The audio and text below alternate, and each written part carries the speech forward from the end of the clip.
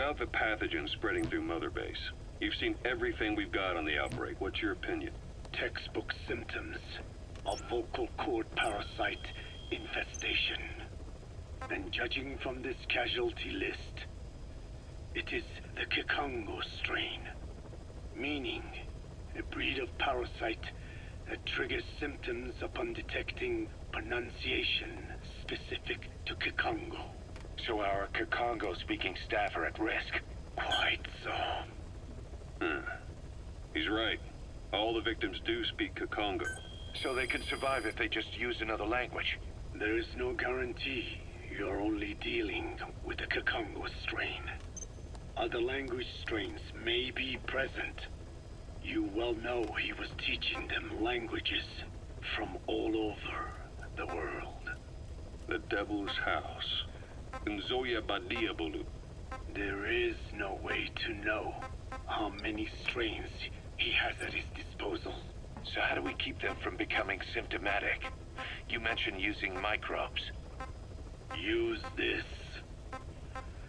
A type of Wolbachia. Introduced to a sample of the parasite.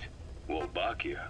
A parasitic bacteria that colonizes the parasites, turning male to female and preventing copulation. You must cultivate more. What have you done with the infected bodies? Cremated to stop the spread of infection, but we did keep a few for study. Good. Take this sample, grind it to a pulp, and introduce it to the larvae now nesting in the dead. The Wolbachia will multiply rapidly within those larvae. They're soldiers, not some petri dish. Conventional cultivation methods will take too long. Extract the Wolbachia from those larvae and vaccinate your men. Kikongo speakers first. This is the fastest, surest way. No one is to speak a word of Kikongo until the Wolbachia are safely inside them. I will instruct your medical staff in detail on site. You have the appropriate facilities. Yes, but do not worry. I made a pact with your bit de Holone on the honor of the Dene. I speak no lies. Keep an eye on him. Will do. Follow me. I'll take you to the medical team. Now, we must wait for the Wolbachia to multiply in the larvae. How is the disease transmitted? If it's carried by insects or rodents, then... There is no intermediate host. So... The vocal cord parasites lay their eggs in the larynx of the host.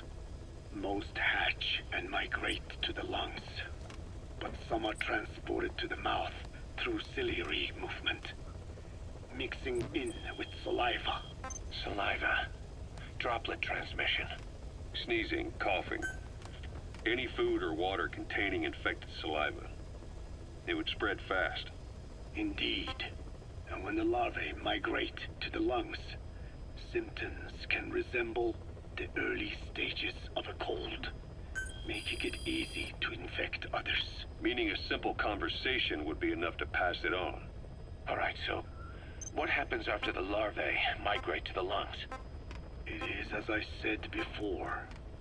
They mature by feeding on alveolar tissue. It is only then that noticeable symptoms appear in the host. And by that point, it's too late. He's infected everyone else. It's one hell of a weapon you've created. That is what Blag Ana wanted. Something that would spread easily. In truth, he's not the reason. But we will discuss that another time. The Wolbachia have multiplied. We're preparing to extract them and begin vaccinating. But is this really the only way? Sure, it'll prevent infection, but the cost? You would rather remove their vocal cords? No. Tactical communication's a linchpin of what we do. What if we were to ban the use of Kikongo? Insufficient. First, there's no guarantee that only the Kikongo strain is here. Second, there is the matter of how the parasites lay their eggs. Before they can copulate, they must be exposed to the pronunciation of a specific language for a period of time, like a container filling with water. But the duration between when the container is full and when the copulation actually begins varies from case to case. In other words, even if the infected stop speaking as a countermeasure, it may already be too late. The only true solution is to prevent copulation through the Wolbachia, or by physically removing the affected tissue. Do any antiparasitics work? It sounds as though you have already tried. Yeah. We tried every one there is, and nothing. I have yet to find a medicine that can remove the parasites. At best, it temporarily covers their ears. Why is that? Because the parasites are companions to us. To remove them inevitably harms the host. Companions? More than you think. And this is why the human immune system cannot eliminate them.